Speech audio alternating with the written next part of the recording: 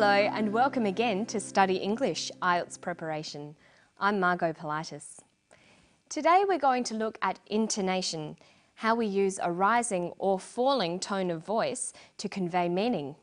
And we'll also have a quick look at how to use commas. But first, let's watch a clip about sleep. We'll see a researcher doing some tests on a subject to see just what the benefits are of an afternoon nap. Researchers at Flinders University say a short sleep in the mid-afternoon could actually increase a worker's productivity. Each subject performed a series of tests before and after their mid-afternoon sleep. Some subjective tests of alertness, fatigue, vigour, and also some cognitive performance tasks, some which are pencil and paper and some that are done on the computer, and also an objective measure of alertness, which is how long it takes someone to fall asleep. So if it takes them a long time to fall asleep, that would suggest that they're quite alert, and a short time to fall asleep would mean that they're quite sleepy. Do you think you were asleep? Yes, hard to tell, but I think so. Okay. I think I did for a bit. For how long? Felt like probably a couple of minutes, I reckon. Yeah. Well, I want you to do exactly the same thing now. So I want you to start here. So I Okay. want you to go as quickly and accurately as you can until I tell you to stop. All right. So in that clip, we heard a researcher talking to the subject of her tests. You'll notice her intonation changed a lot.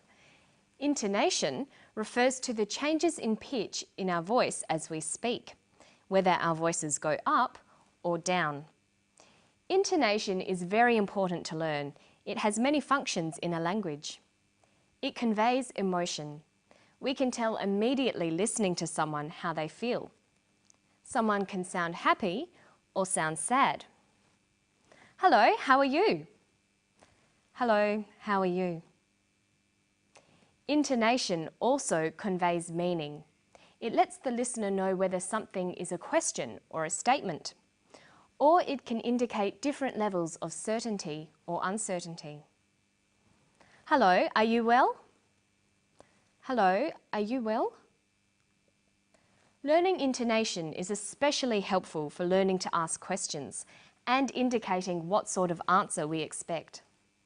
Watch part of the clip again and listen closely to the intonation as the doctor talks to her subject. Do you think you were asleep? Yes, hard to tell, but I think so. Okay. I think I did for a bit. For how long? Felt like probably a couple of minutes, I reckon. The doctor says to the subject, "Do you think you were asleep?" Does this have a rising or falling tone? Listen again. Do you think you were asleep? Do you think you were asleep? Her voice goes up at the end of the sentence. We call this a rising tone. The rising tone is used for yes-no questions, questions that need a yes or a no answer. Listen now to the second question. Does it have a rising or falling tone? For how long? Felt like probably a couple of minutes, I reckon. The doctor says, "For how long?" This is a question too, but it has a falling tone. A falling tone is used with information questions. They're questions that need information as an answer, not just a yes or no answer. The man answers with a statement. "A couple of minutes, I reckon." This takes a falling tone. In English, statements usually end in a falling tone. The falling tone at the end tells the listener that the statement is finished. Listen to the intonation used to give instructions. So I want you to start here. So I want you to go as quickly and accurately as you can until I tell you to stop. Did you hear the falling tone at the end? She said, "Until I tell you to stop." This tells the listener that this is the end of the instruction.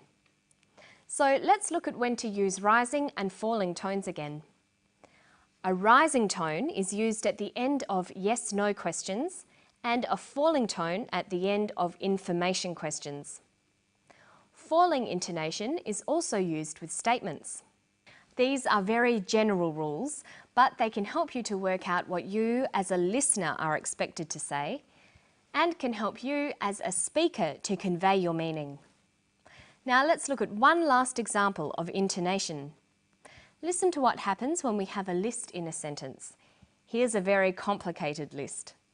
Some subjective tests of alertness, fatigue, vigour, and also some cognitive performance tasks, some which are pencil and paper and some that are done on the computer, and also an objective measure of alertness, which is how long it takes someone to fall asleep.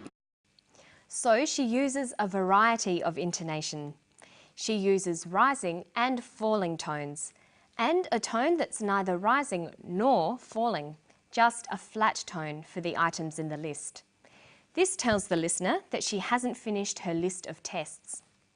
And then for the very last item in the list, how long it takes someone to fall asleep. She uses falling intonation. This is how we know the list is finished. We generally use falling intonation for the last item in a list. So you can see there are some rules for intonation, but of course it varies according to the situation and our attitudes to the topic. Okay, so when we're talking, we use intonation, pauses and body language to convey meaning. But what about when we're writing? Well, we need to use punctuation. Let's start with one of the most common but difficult punctuation items, the comma. Commas are used to help readers understand the exact meaning of a sentence. They're like pauses in speech. A comma in the wrong place can give the wrong meaning to a sentence. For example, look at these two sentences. Stop, Jane. Stop, Jane. In the first sentence, the comma shows where there is a pause in speech. Stop, comma, Jane. And this tells us that the speaker wants Jane to stop. In the second sentence, there is no pause and no comma. Stop, Jane. With no pause, we know that the speaker is telling someone else to stop Jane. Let's look at some rules about using the comma. First, commas are used to separate items in a list. Look at the way commas are used here. Some subjective tests of alertness, fatigue, vigour, and also some cognitive performance tasks. Okay, so notice that when we write down her speech, we put commas where she uses pauses, and we use intonation to separate the items in a list.